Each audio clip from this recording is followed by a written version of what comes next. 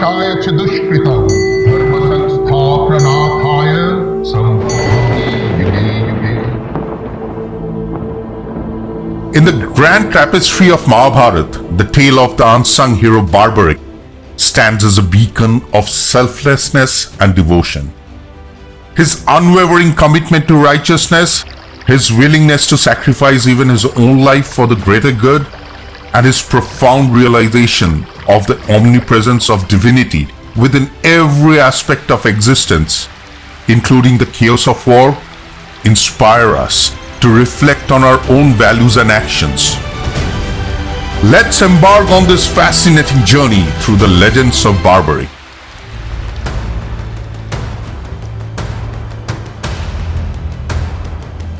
Before the start of Kurukshetra war, Lord Krishna asked all the Maharathis in turn how long it would take them to finish the war single-handedly. Bhishma replied that it would take 20 days. Dronacharya said it would take 25 days. Karna said 24 days, and Arjuna said it would need 28 days. Finally, when Krishna asked Barbarik, Barbarik replied that he can finish the coming war in just a moment. Lord Krishna himself was shocked to hear this. Does the boy have the power to end the war in just a moment? If so, then Barbarik was the greatest hero of contemporary India.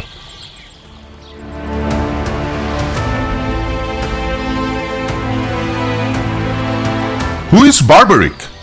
Let's introduce him. Barbarik is the son of Ghatotkacha, who is the son of Bhima and Hirimbi.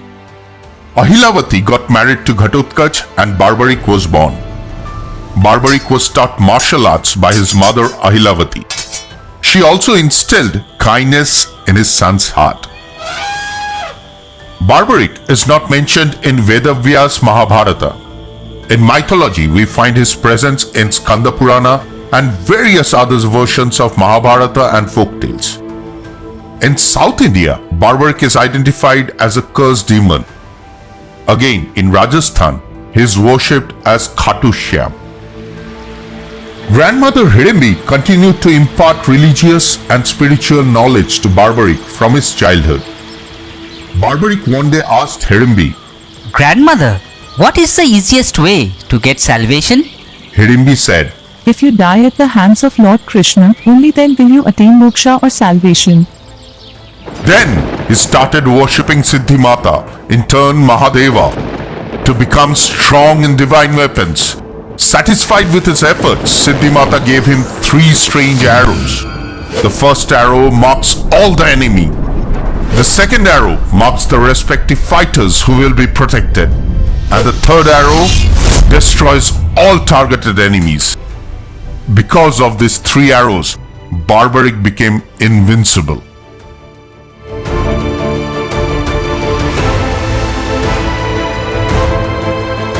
Meanwhile, in Kurukshetra, the trumpet of war has sounded. Barbarik went to join the battle only with 3 arrows. Though no one else knew, Krishna knew that Barbarik joining the war would end the war instantly and change all the equations created by Krishna in the establishment of Dharma. So, Barbarik must be prevented from joining the war somehow.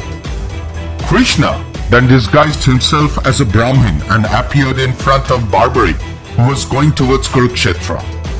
He asked him, You are going to fight, but where are your soldiers and weapons? The boy replied that, I do not need any soldiers. I can end the battle of Kurukshetra with these 3 arrows of mine. Krishna was stunned to hear the answer and was very interested in testing the effectiveness of Barbarik's arrows. He asked Barbarik, Can you cut through all the green leaves of the Aswatha tree under which we are standing? Accepting the challenge, Barbarik began to meditate to perform this task. Whereas Krishna plucked a leaf from the tree and hid it under his feet, unnoticed by the boy. After shooting the first arrow, it marked all the leaves of the tree in the blink of an eye and then kept hovering right above Krishna's feet where he kept the hidden leaf. Barbarik begged Krishna to remove his feet, or else the next arrow would pierce the foot and cut off the soles of the feet. Lord Krishna then removed his feet. Then Barbarik shot the third arrow as usual. It cut through all the leaves and returned to his quiver. Krishna, convinced of Barbarik's power, asked him, On which side will you fight? Barbarik said, I promised my mother that I will fight for the weak side. On the Kauravas side, 11 Ashwini soldiers. The Pandavas have only 7 Ashwini soldiers. I will therefore join the Pandavas side. Krishna said, Now, if you fight for the Pandavas today, the Kauravas side will be weak. Then what will you do? Barbarik said, I will then fight for the Kauravas. Then again, when the army of Pandavas will be depleted and they will become weak, what will you do? If you fight like this, no one will be alive except you. Barbarik is alarmed and asked Krishna for a solution. Krishna said the solution is to not take part in the war. But Barbarik could not agree to Krishna's proposal even after thinking a lot, because future generations will think that Barbarik was a coward. So he said, there is no question of not joining the war. Krishna realized that Barbarik could not be persuaded like this, so he took a different route. Disguised as a Brahman, Krishna asked for alms. Bhavati vikshang dehi. Barbarik said, Tell me, O Brahmin, what you want. Brahman said, I want your head. Barbarik immediately realized that he was no ordinary person. So he asked to know the identity of the Brahmin.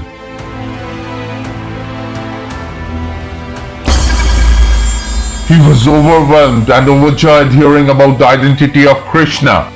He understood that the time had come to realize the dream of salvation that he cherished forever. Barbarik then made his final plea. You will have my head, but I am very eager to see the Battle of Kurukshetra. Can't you fulfill that wish, O Madhusudan? He blessed and said, Oh boy, even if your head is separated from your body, it will live. The severed head will be placed on a high place in Kurukshetra, from where you can see the entire battle. On being assured, Barbarik severed his head and gave it to Lord Krishna.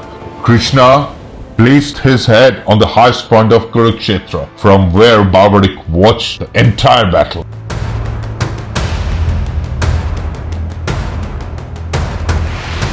At the end of the war, 18 days after, who showed more bravery?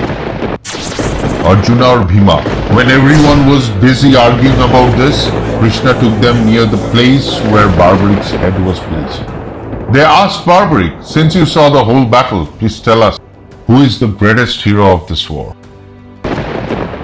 Hearing the question, Barbarik smiled and said, I only saw Krishna. The slain and the slayer, all are actually Krishna.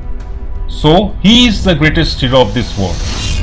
I have seen before Arjuna's arrow or Bhima's mace took the enemy's life, but Krishna's chakra destroyed the enemy.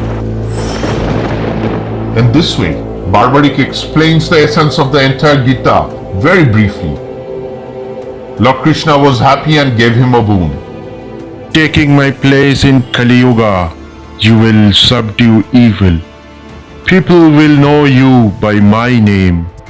Barbarik was worshipped as Khatu Shamaji from that occasion.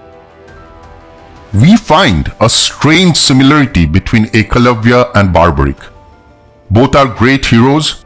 One gave up his thumb, the other his head. Yet they remain neglected in the epic. Those who give up their interests are likely to remain neglected. That seems to be the rule throughout the ages.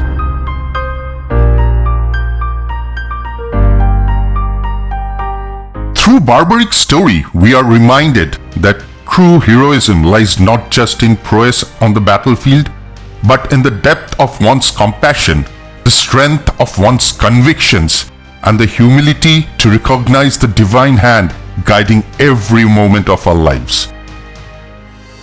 May we all strive to embody the spirit of Barbarik, to stand for what is right, to serve with selflessness and to perceive the divine in every being and every circumstances.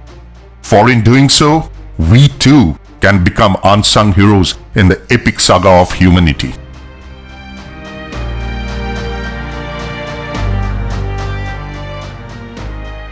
Thank you for joining us on the second part of this enchanting odyssey through the Mahabharata.